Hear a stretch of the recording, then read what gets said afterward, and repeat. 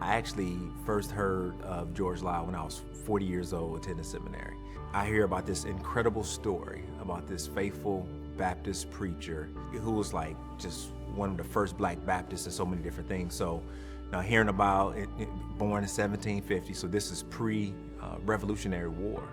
He's born to enslaved parents, and he begins to attend church with his Baptist deacon enslaver master, and it was there where he hears the gospel and is just completely transformed.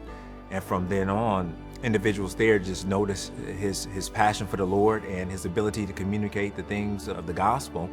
And he begins preaching and teaching to all of those enslaved persons, and began to just establish all these churches, and these disciples began to be raised up.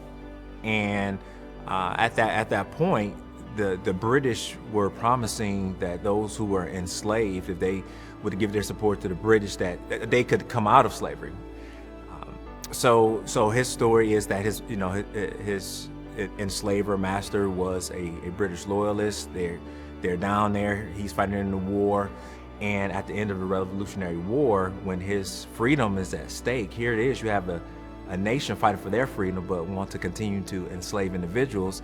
He departs and actually catches a ship and goes with the British to Jamaica.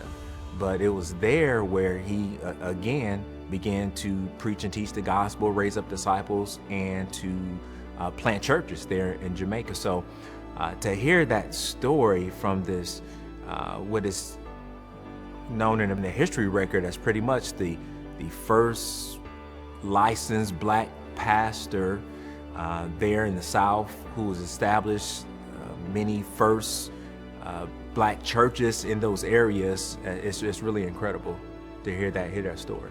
Some 10 years before William Carey leaves for missions, some 20 years before Adoniram Judson leaves for missions, here you have this black pastor, this black preacher, who is passionate about the word of God in spite of all that is going on, and establishing churches. I mean, that's an incredible story.